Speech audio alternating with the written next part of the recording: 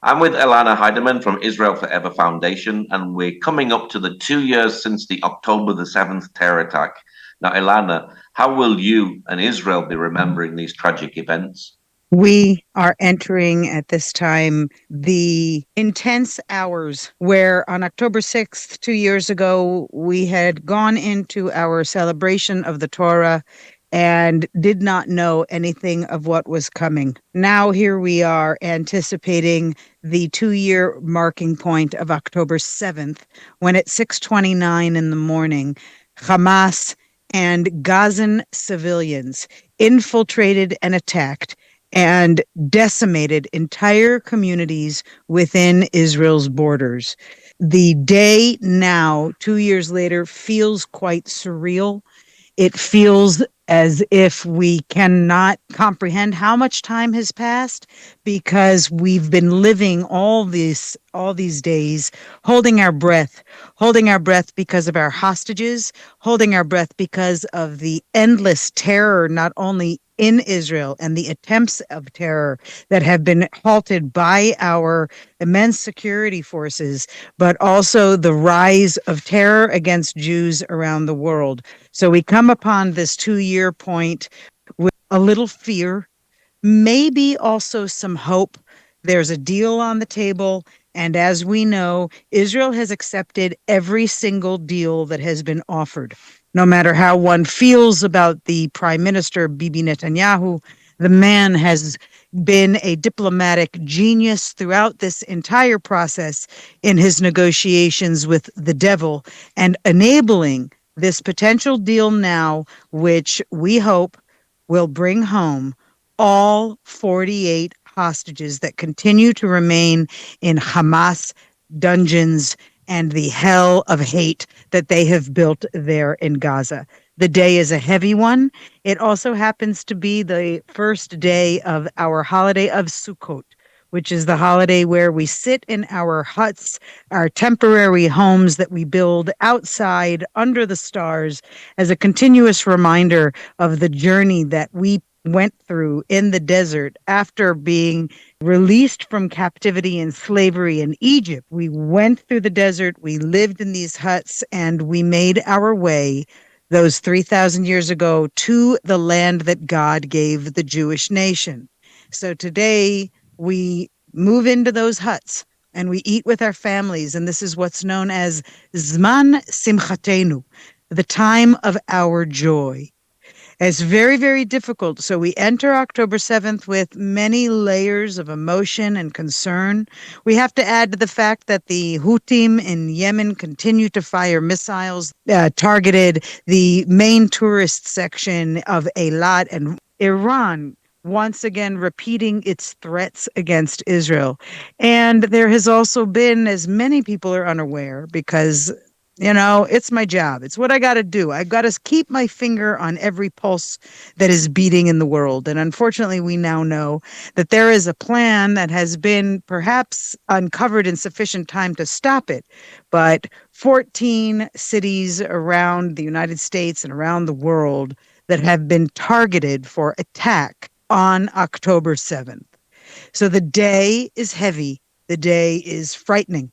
Has a glimmer of hope, that silver lining. Maybe our hostages will come home. Maybe Hamas, the evil entity that dominates the world right now, maybe they will be forced to surrender. We can only hope. That's all we have left, hope and prayer. It's a tough day for all of us. It never seems to end really for the Jewish people, does it? Because you're waiting for your hostages even after 2 years. Can you believe it's 2 years? We see last week there is a terrorist attack in Manchester at a synagogue. We know that Hamas have been preparing things in Germany. It never seems to stop, does it? No, it doesn't. And we have to always remind ourselves every year and throughout the year, we speak of these historical events, but we forget about how easy they can be recreated in our own time.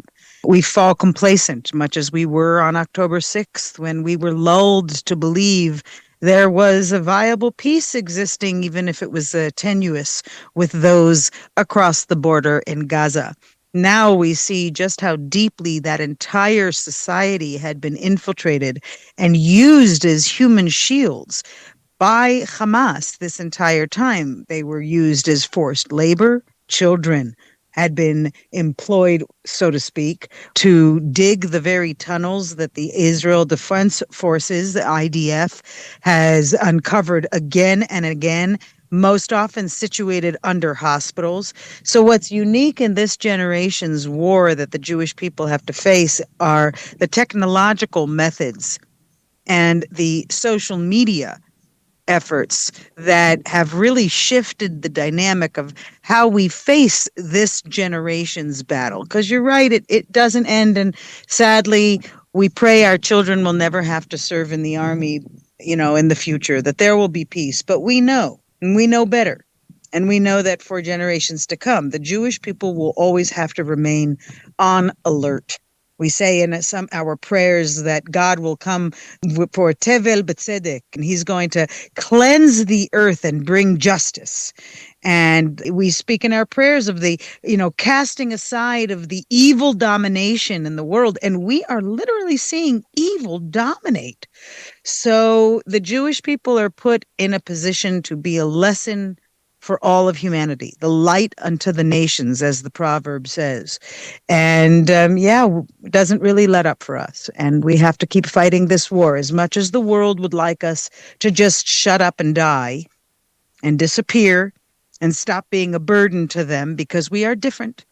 We believe differently. We live our lives differently. And even when we try to assimilate, even when we try to just integrate and say, hey, we're human just like you, we have the same jobs, work in the same place. At the end of the day, even maybe sometimes our closest friends, even they realize there's something different about the Jew. And part of it is that in every generation, we are hunted, we are sought out for genocide. And the methods that they use this time, twisting the truths to such a degree that they have accused the Jews of exactly what they themselves are guilty of. And so it is indeed exhausting. So when we come to our Sukkot and we're supposed to raise ourselves into joyous time, and in 1 week, on Simchat Torah, we will be dancing with the Torah, knowing that there's two times we're honoring this Memorial Day, this Yartzeit, as we say in the Jewish language. The Hazkara, the annual anniversary, occurs on the Hebrew date for us, which falls every year on the happiest days of our life, Simchat Torah, the day we received the Torah from Hashem. So I can tell you that it's not just tomorrow, October 7th, that's going to be very difficult. Many may not sleep at night. Many will wake up not knowing how to feel. For those who are observant, we don't touch our phones. But of course, everybody these days remains with their phone on an emergency service because, we are being fired on. I've been in my safe room twice in the last 72 hours. We remain alert, and we're going to keep trying to sing. And to eat, don't forget, we've got our great delicious foods and the 7 species that we're going to celebrate. The day then continues throughout the week, the very 7 days, as it says in the Torah, and you shall sit in your huts, your Sukkot, for 7 days. We will sit in our Sukkot.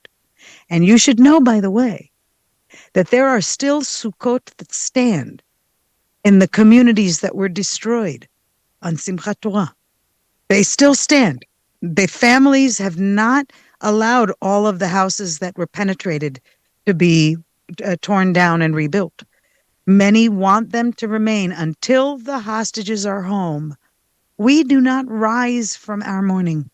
We still struggle. So it's bittersweet, but we're going to make it as sweet as we can. And we can only hope that with the assistance of diplomatic leadership and wise maneuvering, the hostages will be returned home, perhaps, on the very 7th of October from when they were kidnapped and taken from their freedom. Who knows? There's been a lot happened over the last 2 years. We've still had rocket fire from Gaza. We've had terrorist attacks. We've had the Houthis. We've had Hezbollah. We've had the war with Iran as well. But we've also had the miracle of the beepers exploding. Have you seen God's miracle over the last 2 years? Oh, again and again and again and again. I'm a collector of stories myself. And so I collect these stories of hostages and the miracles they felt, and soldiers and the miracles they witnessed, the survivors and the miracles they witnessed throughout not only the time of survival, but also in their recovery. And these miracles are always, balanced with the loss. So again, it's this bittersweet existence of being a Jew. There's the story in the Bible of the two mountains, the mountain of curses and the mountain Grizim and Ebal, the mountain of curses and the mountain of blessings, and they stand exactly opposite one another.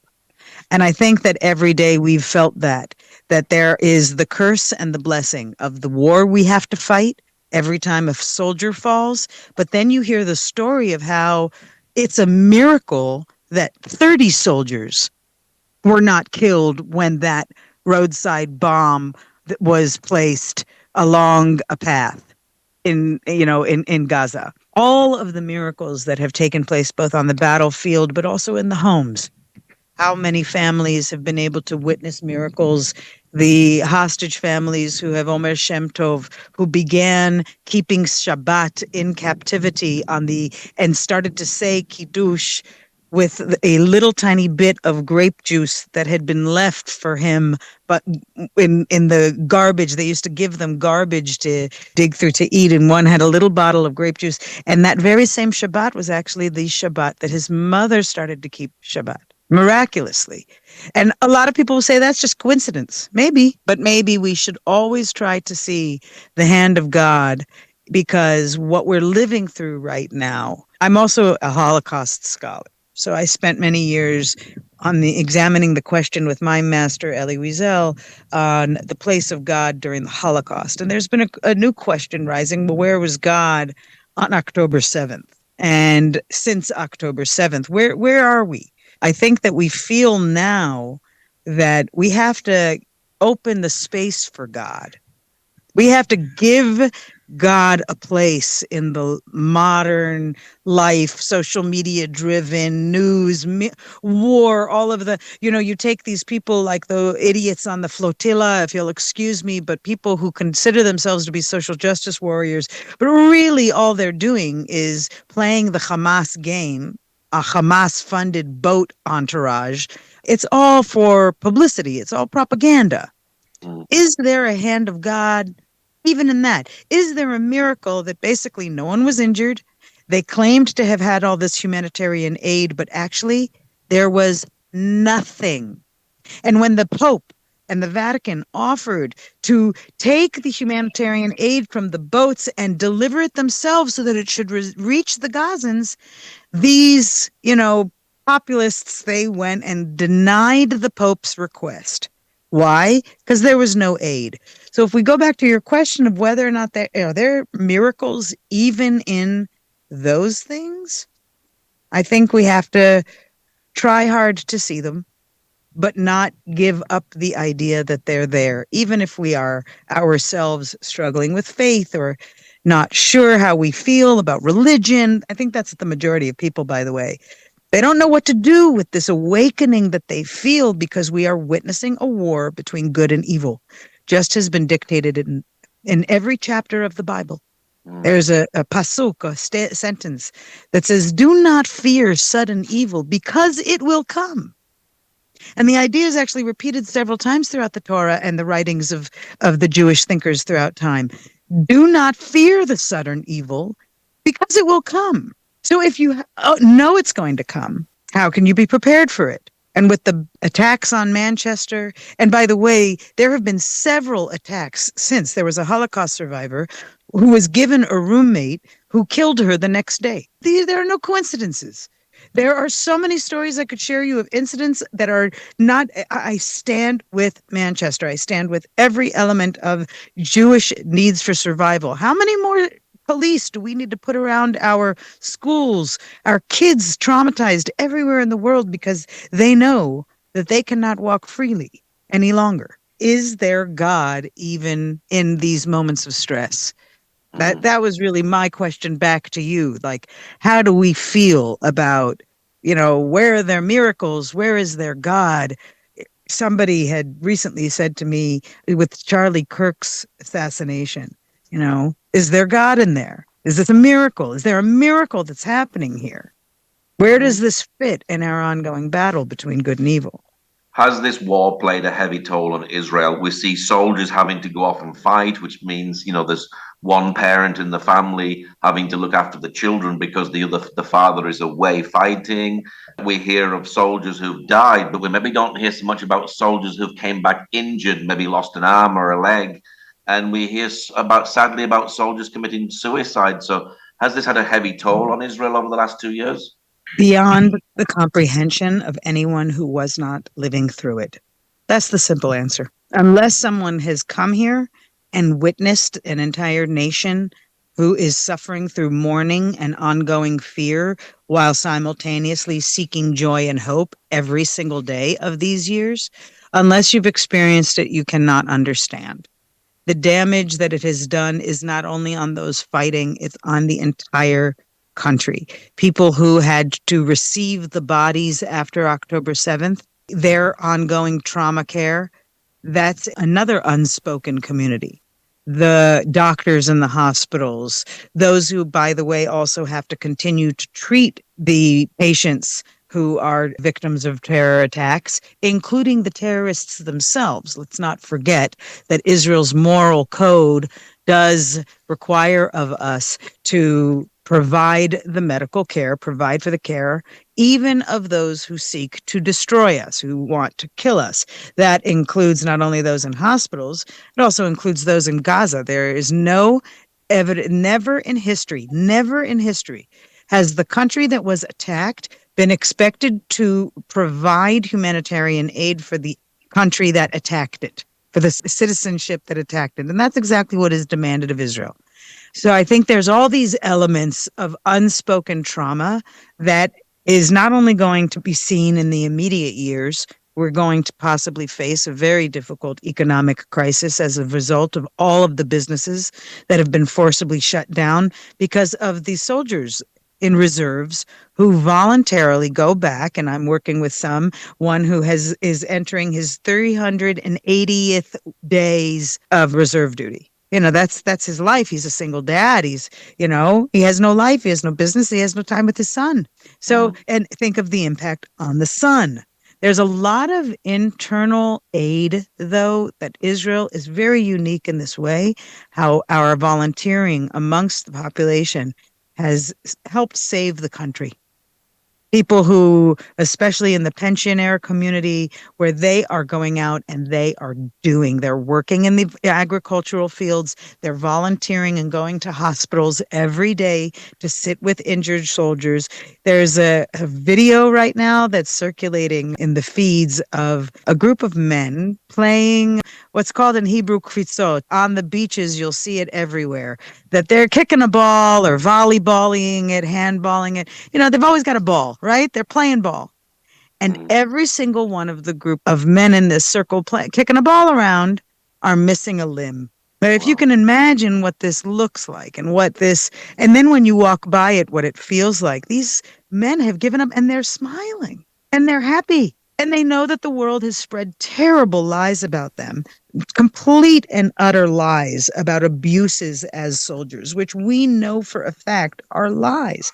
Much like the lies of Greta Thunberg claiming to have been abused when she was just arrested, we now know it's all made up because she gave a testimony upon her arrest and then everything was, cleared. And only after the fact, suddenly it came all these lies. This is the same machine that's propagating lies about Israeli soldiers. So these Israeli soldiers know you can say all you want about me, but I have done everything within the moral code because that's who we are. So that's another layer of the Israeli society that's been affected.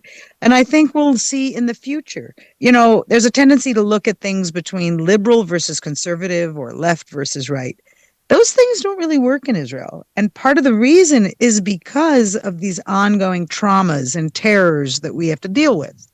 So you're seeing a new movement now of reservist soldiers getting more involved in whether it be politics or social change. And they're very, very proudly nationalistic without shame. Why should we be ashamed of being Zionist? Zionism is Judaism. You cannot divorce one from the other. Mhm. Zion is the people. It is the city of Jerusalem. It is the land. We are Zion. So Zionism is a belief in the Jewish right to existence in our ancestral biblical homeland. So all of these layers, who knows what it will bring? I believe, knowing how the Jewish people continuously goes through this cycle, it is going to arouse even another layer, if you can believe it's possible, even another layer of genius and solution building and finding ways that this country for the world save humanity, be the greatest civilization it can be. The trauma will be lived beyond. We will go and we will grow and we will build and we will thrive. And it will forever be Zman Simchatenu, the time of our joy, because that's why the Jewish people have outlasted every single enemy. Think about also the last 2 years. We have literally taken out every front of this war. We have won every Wow. front. And Hamas, this is just the last string. Now, we're not going to be able to completely take them out because even when they rebrand themselves, shall they take this deal and they will emerge just under a different name. Let's remember the root of the word Hamas is also biblical. It is the word that means evil. So they will find ways so that they will spread that evil and they'll be in a different name of jihad and a different organizational name and a different leader. And they'll go underground because that's what the rats do. And that's what they're going to keep doing. So we have to be aware. Do not be surprised when sudden evil strikes because it will come. As we begin to remember October the 7th tomorrow, and as tonight we have the holiday Yes. of Sukkot, are you hopeful that the hostages are going to be released? And do you think Donald Trump's plan will work? I'm so hesitant to say that, yes, I'm hopeful, but that's Mm. me. I've been hopeful every time. I've been always praying that, I praying that the soldiers knew so well where the hostages were that they were able to avoid. And that's exactly what has happened. Every day we pray. Every day I wear my pin. Every day I wake up in the morning and I think of the hostages and I go to sleep and I think of the hostages. And so I've always remained hopeful. I hope this works. I have no confidence. I have confidence in Israel's leadership much more than I think many people in the world do because they're so blinded by BB derangement syndrome, the BB hate, right? And I think that's the issue also with Trump's plan and whether or not it'll be successful because people are blinded by their Trump derangement and their hate for him that they may not even give it a chance to have the hope. Like, where are all the people who've been calling for ceasefire? Why are they not putting all of their effort behind this plan? This is the most comprehensive plan that accomplishes literally everything and taking evil out of power. And of course, Hamas is playing the game and they're making new demands. And part of those demands is that they're not going to demilitarize. If this pro Palestinian camp was actually for peace, then they would be doing everything in their power to get Qatar, who holds all the puppet strings, and Iran, who is the other master and charge, but they've been humiliated by the beeper and every other Israeli success in that battle. They're desperate. So I worry that Hamas is still in control and can do anything based on desperation. But I have to have hope. I have to have hope. Do you think God has used October the 7th to get rid of a lot of terrorists? We've seen a lot of activity, the situation within Hezbollah, with Iran, and all these things. Do you think this has been that God has used Israel just to really get rid of all these terrorists that have been running around? Yes, I do think so. It's definitely a tool. Okay. It's a step of a long process. I actually think that God has used October 7th, which was the act of man. Very important, right? And Elie Mm. Wiesel was once interviewed. He was asked after the Holocaust, how do you believe in God? And his answer was, after the Holocaust, how do you believe in man? October 7th was a man-made creation, and all of the terror infrastructure is man-made. So what's happened is we've taken out a large number of terrorists, but Hamas has actually created new terrorists because of the propaganda machines that are at work. There is now an entire society around the world that are enamored with terror. So they have actually created a new layer of terror, which means God is not only trying to say, wake up, let's have Israel take out the terrorists in Gaza, and maybe we'll solve the Gaza problem. But that's only going to become a trigger. This is let's say, a phase one of a multi-phased reality that is only starting now. October 7th is not the end, and this ceasefire will not, and the return of the hostages, that's also not the end. They're going to expand around the world. And the question becomes, how much will the world have learned on how to identify and eradicate the terror infrastructures that have been embedded literally everywhere, from education and academia to the employment arenas in every single level? The medical industry, I mean, we have doctors who are outright claiming that they will kill a Jew if given the opportunity.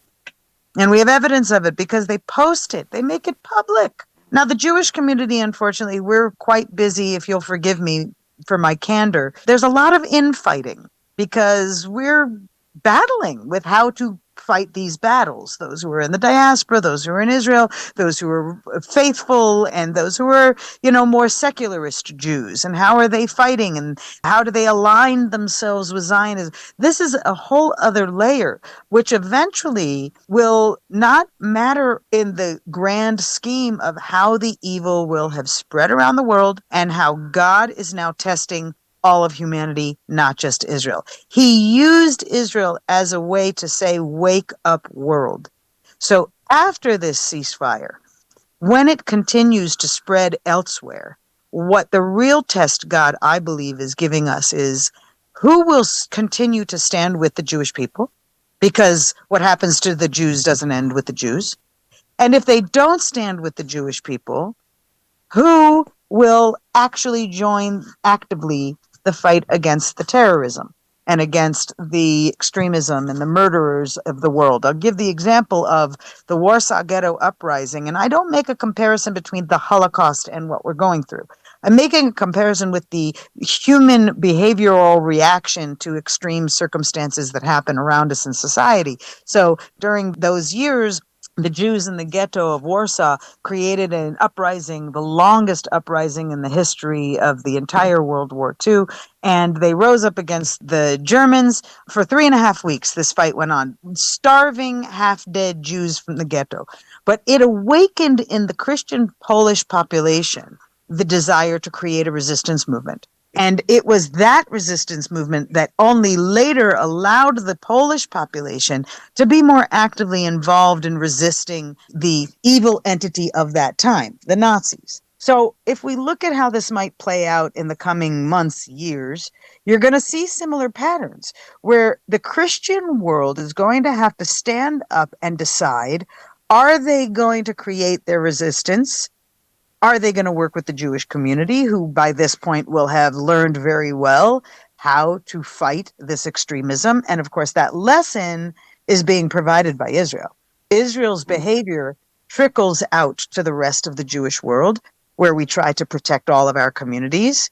It's impossible, by the way, as we saw in Manchester and in Germany and in Munich. I'm not sure if you know, but the Christian community gathered around during the high holidays. I think it was on Rosh Hashanah, if I'm not mistaken, they made a circle with their bodies around the synagogue, facing outward, saying prayers as a way of protecting the Jewish community inside. So that the protesters, because of course there were protesters right outside the synagogue, so the Christian community became the barrier between the pro-Hamas, and that's what we need to call them. They are not pro-Palestinian. They are pro-Hamas. They are anti-Semitic. These people would love for Jews to just die. And they're happy, as we see now, that many of them would be very happy to be involved in the killing. So now you've got marches everywhere, 10,000, 50,000, 100,000. They've taken over Canada. They've taken over England. They've taken over Australia. I mean, we can keep going with all of the places in France and in Italy where they've taken over. These are all willing executioners, as we called back in the Holocaust years, those who became the active murderers. They are willing executioners because they believe that they're doing something good. Only the just society will be able to determine, is this evil? How can I expose this evil? People are so afraid of being accused of being Islamophobic. But there's a reason that phobia exists. And we have to distinguish. Nobody's Islam. It's also a concept created by the Islamic machine that says, we're going to make you so afraid of us, you're even afraid to criticize us. And therefore, we can marry 9-year-old girls, and we can rape and behead and burn babies alive, and you will join us. And unfortunately, that will continue to happen. And yes, people will be joining them. So going to the ultimate answer to your question, what comes next? How do we translate it? And how do we work together? Because that's what's going to save humanity in the coming time. What is your prayer 2 years on? That we don't forget. And I hate to say never forget and never again. I'm not a fan of the cliches. But I think that we are easily forgetting what happened. People are desensitized, so they no longer even watch the videos or hear the recordings and the screams and the gunfire. Those who saw the video that was taken of the massacre of Nigerian Christian communities also probably, I don't know, turned their sound off. It's hard to listen to, screaming and gunfire. So we need more people to actively remember. I pray that that memory remains alive. I pray that more people will raise the uncomfortable subjects in their homes so that they can find ways to create a common ground for good, meaningful conversation with their children and their friends, that they'll be able to actually wake up, not be woke, but wake up. We are living in a historic time. We're living amidst the, shall we say, a near biblical episode in 1,000 years. You know, I'll tell you, I had an activity I ran, and I found the resource for it. I ran it when I was 15, and it was an activity of the last American Jew. And miraculously, the date on it is in 2125. So it's 100 years from now. And it goes on, this activity about how we tried to wake the world up. We tried to get them to join us in our fight against evil, but instead they joined the evil. My prayer is that people will truly be willing to recognize good from evil and to see that the Jewish nation is the nation of good, just as our Torah is the book of goodness, just as our mission in the world is to bring greater good to the world. To bring our mitzvot, to do good deeds every minute of every day. And when you believe in the good of the people of Israel and the existence of Israel, then you will be more equipped to see the difference between good and evil. You will stand on the side of good, and you will know that the Lord is with us all. Those are my prayers, and may we all pray more. What's your website for people who'd like to know more about the work that you do? Come to israelforever.org. And most importantly, right now, follow us on our social feeds and our podcast and on YouTube, because that's where we're doing the majority of our active work on a day-to-day basis, helping to make the current realities personal and meaningful and empowering for you, the everyday individual out there struggling with very complex issues. On our website, you will find a wealth of resources and materials that you can use in your private life or in your communal life. And you can join our global community as virtual citizens of Israel. There is all different levels of community we can be building around the world, so that as this upheaval and this test of humanity and civilization comes upon us, let's not forget that when Sodom and Gomorrah was about to be destroyed, Abraham says to God, he challenges God, and he says, but what if I find 100 great, tzaddikim, 100 righteous souls? And then he challenges them again. What if I find 10? What if I find only one? And my suggestion to people who after 2 years are tired, keep seeking out. Find the one righteous person, and then the two of you can find another one, and another one, and another one. And when God comes to cleanse the universe of the evil of the world, we can be saved, and we can help save each other and save others and carry on the good to the future. I pray, come to Israel forever. Be a part, reach out if you're looking for a presentation, if you're looking for a class, if you're looking for anything. This is what I try to provide through my baby organization that has just tried to make a big splash by building person to person connections as the real crux of how we can change the world. So that's what it means when we say make a difference. Israelforever.org, Israel Forever Foundation, a Jew today, and of course, we should all be virtual citizens of Israel forever because Am Yisrael Chai, we live forever. And the nation of Israel is not afraid of the long road. So may you all be blessed with a beautiful week. Find a sukkah to visit and learn more about Simchat Torah. And more importantly, take a memory from October 7th and think, this should never have happened. So we're going to remember it and keep those lives bringing us light. And that will guide us forward. Thank you so much for listening. Well, Elana, thank you very much for sharing today. Thank you. Thank you for the opportunity. I hope it's enlightening and empowering for everyone.